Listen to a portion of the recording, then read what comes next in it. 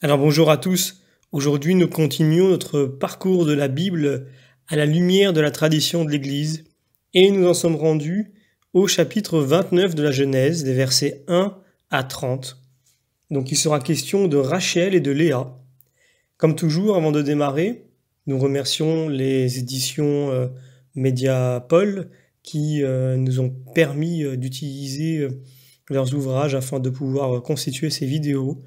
Et comme toujours, nous remercions aussi le Seigneur de toutes les grâces qu'il nous donne et donc nous le prions afin de nous protéger et de nous aider à rentrer dans l'intelligence et le mystère des Saintes Écritures afin de l'aimer davantage et d'aimer notre prochain à cause de lui davantage. Notre Père, qui êtes aux cieux, que ton nom soit sanctifié, que ton règne vienne, que ta volonté soit faite sur la terre comme au ciel. Donne-nous aujourd'hui notre pain de ce jour. Pardonne-nous nos offenses, comme nous pardonnons aussi à ceux qui nous ont offensés. Et ne nous laisse pas entrer en tentation, mais délivre-nous du mal. Comme toujours également, nous remettons entre les mains de la Sainte Vierge Marie notre parcours du jour, puisque à chaque fois qu'elle s'est adressée à nous, c'était pour nous montrer son Fils, et nous savons la bienveillance qu'elle a envers ses enfants. Et à chaque fois, nous pouvons avec confiance nous adresser à elle, puisque, telle une mère protectrice, nous savons qu'elle veille sur nous et qu'elle nous ramène vers son Fils, vers le Christ, afin de toujours lui rester fidèle et d'apprendre à le connaître davantage. Je vous salue Marie, pleine de grâce, le Seigneur est avec vous. Vous êtes bénie entre toutes les femmes, et Jésus, le fruit de vos entrailles, est béni. Sainte Marie, Mère de Dieu, priez pour nous pauvres pécheurs, maintenant et à l'heure de notre mort. Amen. Et également, nous faisons un petit aparté spécifique à l'Esprit Saint, une demande particulière, puisqu'il est le co-auteur des Saintes Écritures, et qu'il corrige également dans nos cœurs les erreurs éventuelles que nous pouvons avoir du fait de notre nature pécheresse. Et nous pouvons nous tromper, nous pouvons mal interpréter les choses, nous pouvons mal comprendre. Et moi, je peux utiliser quelquefois des mots qui ne sont pas tout à fait justes, mais nous faisons confiance à l'Esprit Saint qui viendra corriger dans nos cœurs ces erreurs éventuelles. Alors, nous commençons sans plus attendre la lecture de ce chapitre, de ce morceau de chapitre, puisque nous verrons les versets 1 à 30. Donc il va nous parler de Rachel et de Léa. Eh bien, la rencontre avec Rachel rappelle celle d'Éliézer et de Rebecca, et plus tard celle de Moïse et Sipora. À ceci près que cette fois, c'est l'époux qui vient lui-même trouver l'épouse.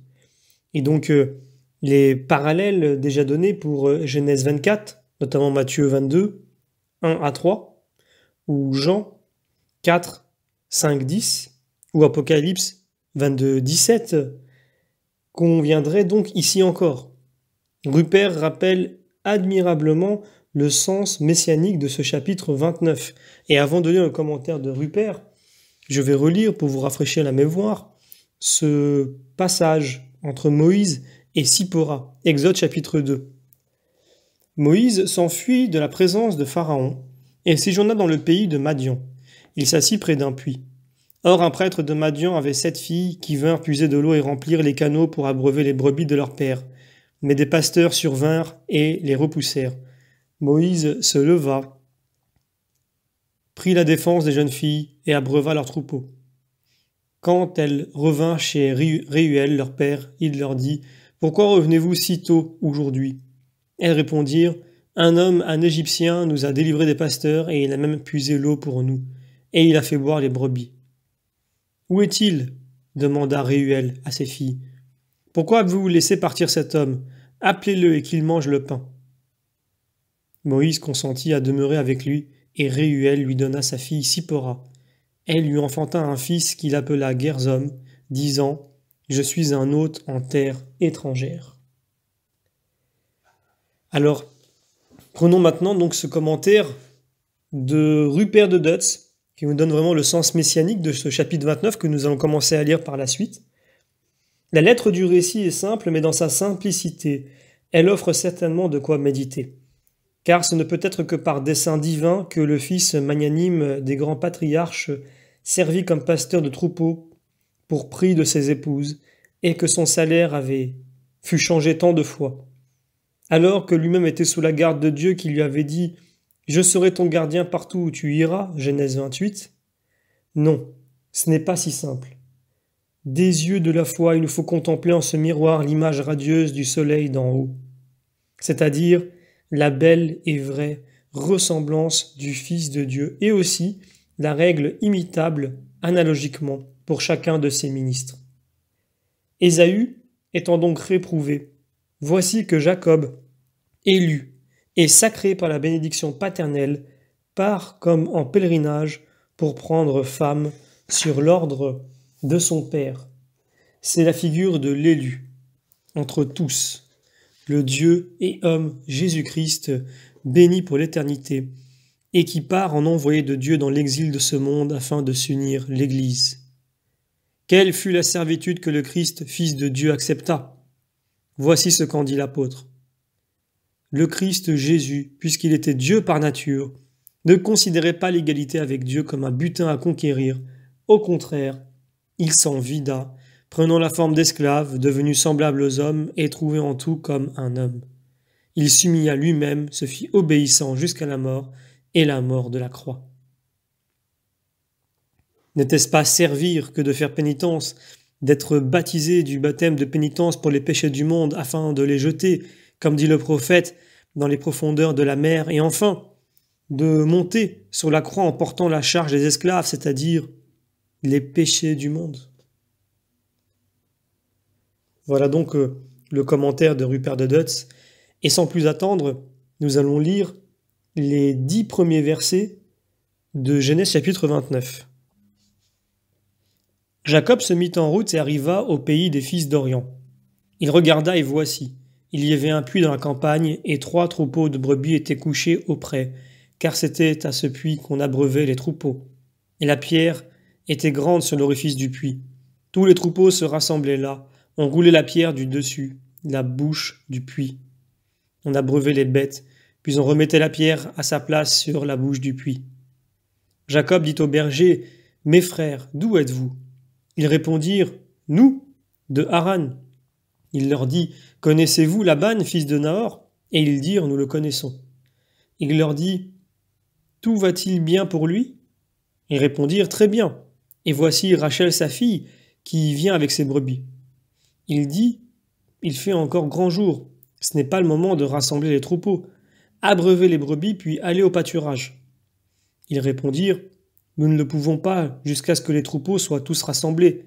C'est alors qu'on roule la pierre de la bouche du puits et qu'on fait boire les bêtes. » Comme il parlait encore avec eux, Rachel arriva avec les brebis de son père, car elle était bergère.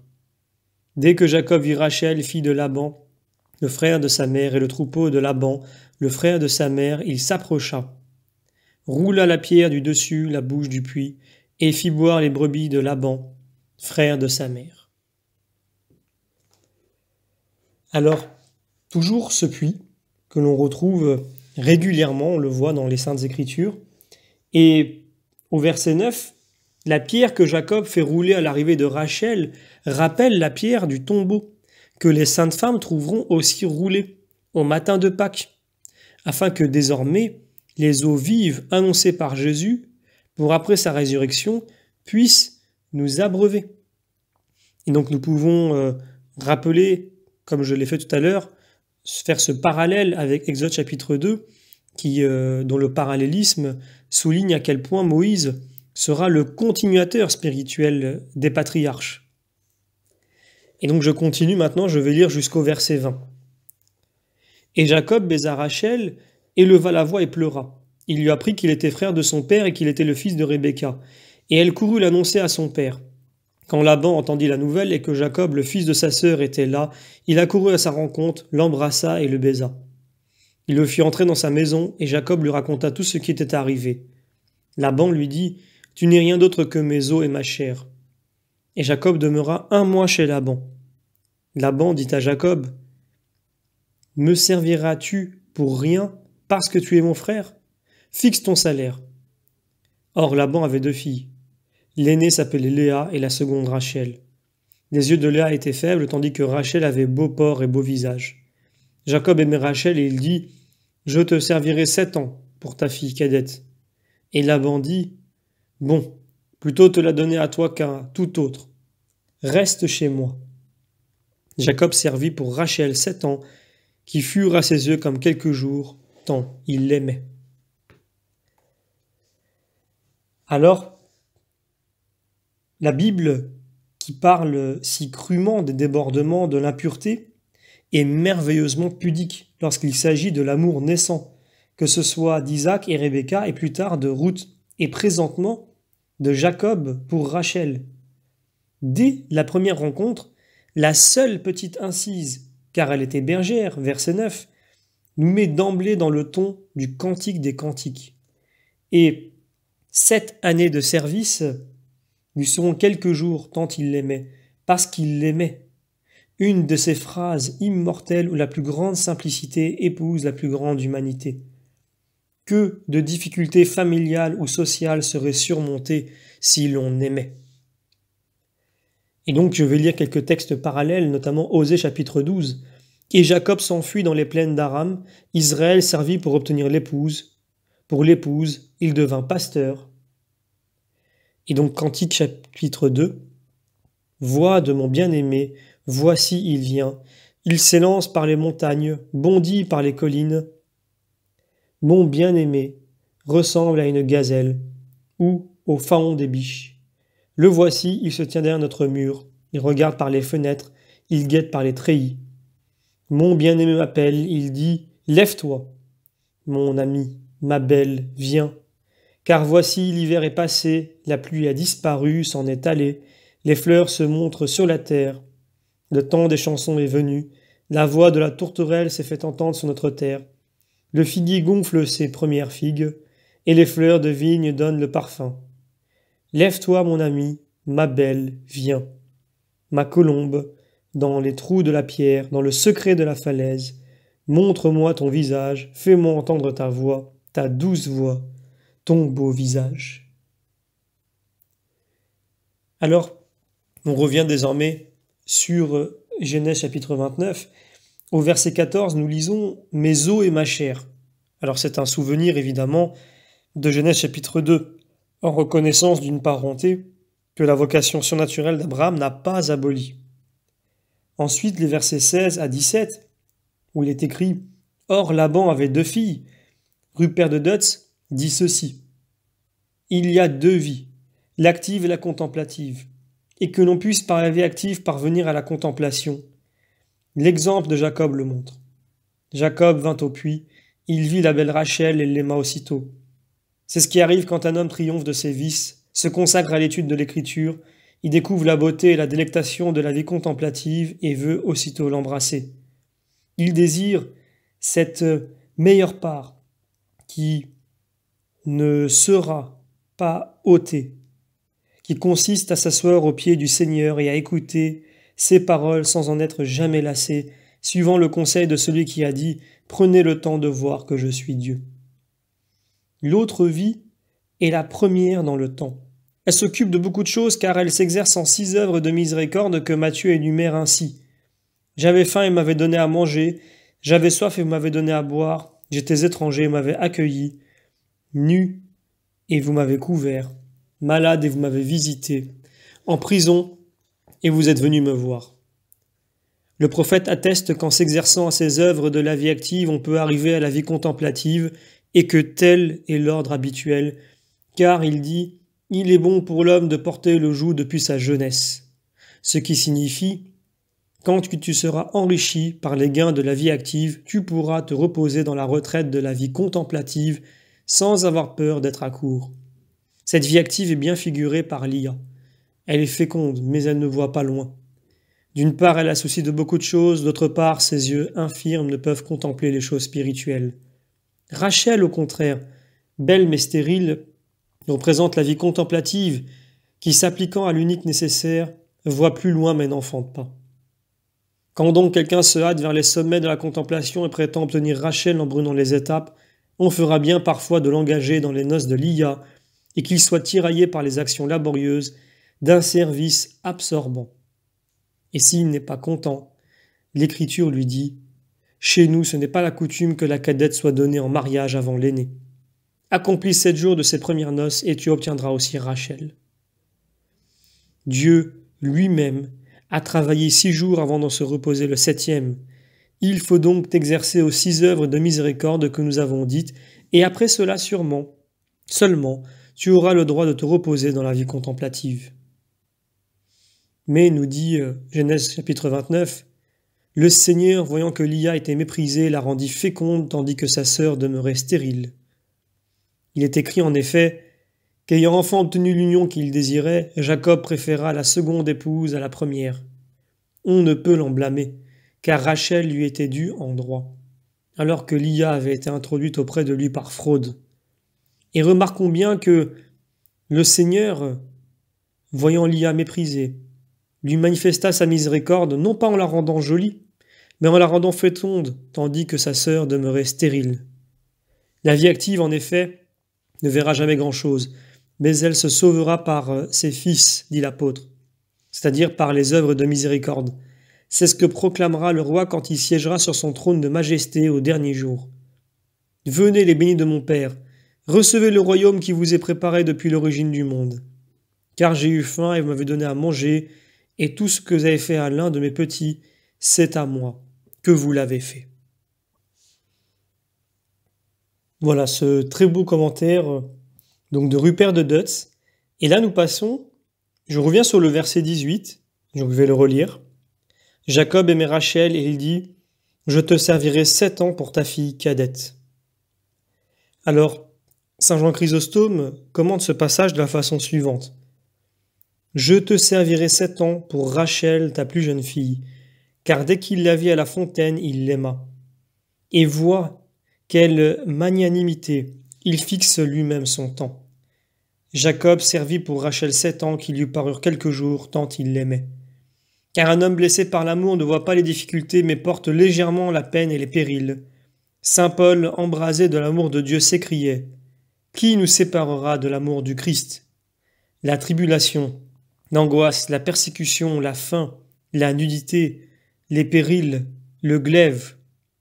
Quel défi, quelle force dans cet amour violent. Alors je continue maintenant et nous allons aller jusqu'au verset 30. Jacob servit pour Rachel pendant 7 ans qui furent à ses yeux comme quelques jours tant il l'aimait. Et Jacob dit à Laban, « Donne-moi ma femme, car j'ai fait mon temps pour aller vers elle. » Laban réunit tous les gens de l'endroit et fit un festin. Mais le soir, il prit sa fille Léa et l'introduisit près de Jacob qui vint vers elle. Laban donna sa servante Zilpa comme servante à sa fille Léa. Le matin venu, Jacob vit que c'était Léa. Il dit à Laban, « Pourquoi m'as-tu fait cela? N'est-ce pas pour Rachel que j'ai servi chez toi? Pourquoi m'as-tu trompé ?» Laban répondit, « Ce n'est pas l'usage chez nous de donner la cadette avant l'aînée. Achève la semaine avec celle-ci et on te donnera aussi la seconde pour le service que tu feras chez moi 7 autres années. » Jacob fit ainsi et acheva la semaine. Puis Laban lui donna sa fille Rachel pour épouse et Laban donna sa servante Bila comme servante à sa fille Rachel. Jacob vint enfin vers Rachel et il aima Rachel plus que Léa et il servit encore chez Laban 7 autres années. Alors, le passage au verset 27 que je vais relire achève la semaine avec celle-ci, donc avec Léa. Il est vrai que les noces duraient 1 semaine, on le voit en Juge chapitre 14. Mais comme le parallèle de Rupert avec les 6 jours de la création et le repos du 7e jour, c'est la fin du texte précédent, est beaucoup plus suggestif. Et donc on peut faire ce parallèle. Si je continue, je peux lire Osée chapitre 12 que j'ai lu tout à l'heure. Et Jacob s'enfuit dans les plaines d'Aram. Israël servit pour obtenir l'épouse. Pour l'épouse, il devint pasteur. Et donc le terme Jacob servi. Ici, c'est Laban qui sert. Mais surtout, Jacob est la première figure de celui qu'Isaïe appellera le serviteur de Yahvé. Écoute, Jacob, mon serviteur Israël que j'ai choisi. Souviens-toi de cela, Jacob, et toi, Israël, car tu es mon serviteur. Je t'ai modelé, tu es pour moi un serviteur. À chaque appel donc de ce serviteur, Dieu joint la promesse du retour de l'exil, du pardon des péchés, le rassemblement, la restauration du royaume, l'accès jusqu'à lui, bref, le salut. Et nous reconnaissons encore plus clairement Jésus en cette prophétie lorsqu'Isaïe annonce que c'est par les souffrances dont il sera transpercé que ce serviteur est aussi nommé Jacob ou Israël. Non pas tant le patriarche seul que le peuple issu de sa famille et qui garde le nom. Alors voilà, nous terminons donc ce parcours du jour qui aura été assez concis. Et donc, je vous donne d'ores et déjà rendez-vous pour la fin de ce chapitre jusqu'à le chapitre 30. Et nous allons donc, dans ces chapitres-là, parler des enfants de Jacob. Et je vous remercie pour votre fidélité, pour également votre gentillesse, pour tous les messages que vous m'envoyez, que ce soit les commentaires que vous me faites ou les mails que vous m'envoyez. Je vous remercie et vous donne d'ores et déjà rendez-vous pour la prochaine vidéo.